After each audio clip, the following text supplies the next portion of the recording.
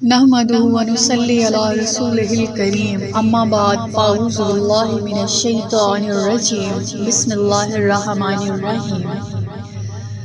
فضیلت رمضان المبارک۔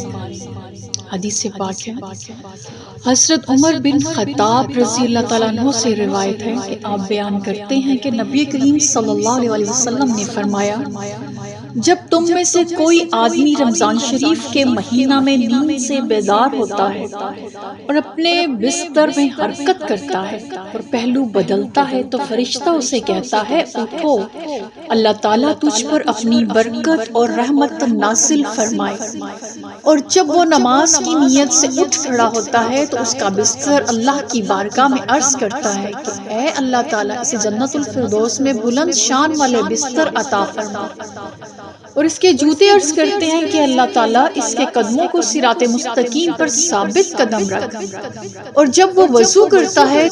پانی والا برتن اللہ کی بارگاہ میں اس کے صغیرہ اور کبیرہ گناہوں کو بخشنے کی التماس کرتا ہے،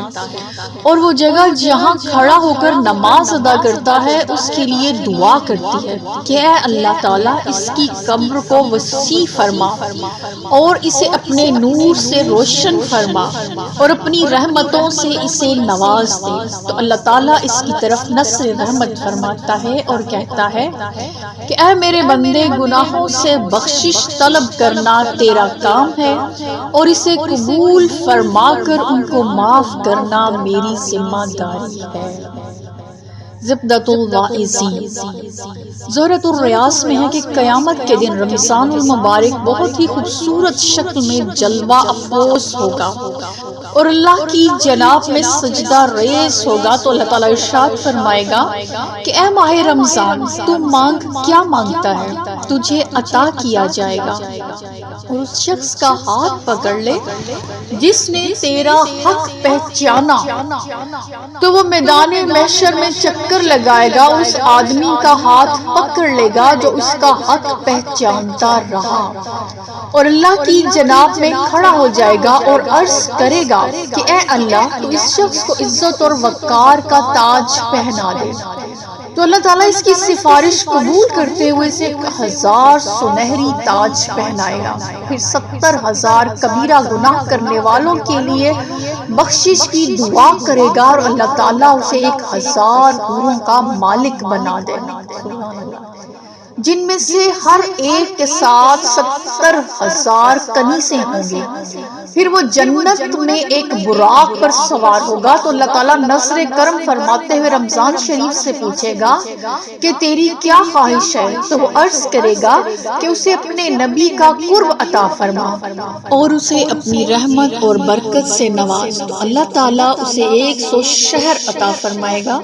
جس کے محلات یاقوت، سرخ اور سرسبز زبرجد کے بنے ہوئے ہوں گے، اور ہر ایک شہر میں 1000 محل ہوں گے۔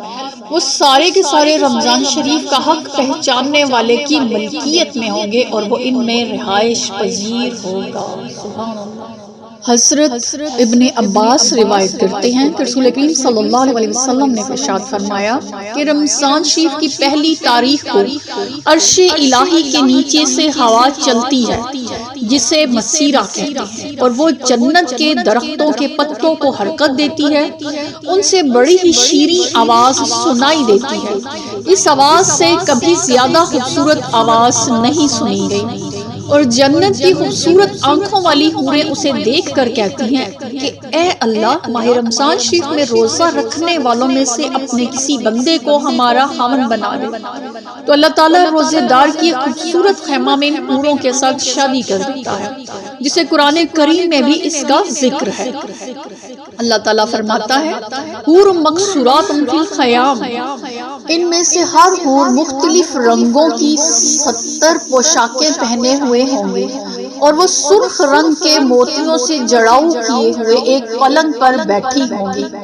اور ہر پلنگ پر 70 بستر بچھے ہوئے ہوں گے، اور مختلف اقسام کے کھانوں سے سجے ہوئے دسترخوان ہوں گے، اور یہ سب کچھ رمضان میں روزہ رکھنے والے کے روزہ کا اجر ہے،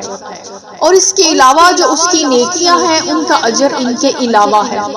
اس لیے ہر مومن کو چاہیے کہ وہ رمضان شریف کا احترام کرے، غیر شرعی افعال سے پرہیز کرے، اللہ تعالیٰ کی عبادت اور اطاعت میں مشغول رہے، نماز، ذکر، تسبیح و تحلیل اور قرآن کریم کی تلاوت میں مصروف رہے۔ اللہ تعالیٰ نے حضرت موسیٰ علیہ السلام کو فرمایا کہ اے موسیٰ، میں نے امت محمدیہ کو 2 نور عطا فرمائے ہیں تاکہ 2 اندھیرے اسے تکلیف نہ پہنچائیں۔ بس موسیٰ علیہ السلام نے پوچھا وہ 2 نور اور 2 اندھیرے کیا ہیں؟ اللہ تعالیٰ نے فرمایا 2 نور رمضان شریف اور قرآن کریم ہے، اور 2 اندھیرے قبر اور قیامت کی ظلمتیں۔ حضرت انس رضی اللہ تعالیٰ عنہ روایت کرتے ہیں کہ رسول کریم صلی اللہ علیہ وسلم نے ارشاد فرمایا کہ رمضان شریف میں اگر کوئی آدمی کسی دینی اور علمی محفل میں شریک ہوتا ہے تو اللہ تعالیٰ اسے ہر قدم کے بدلے 1 سال کی عبادت کا ثواب عطا فرماتا ہے،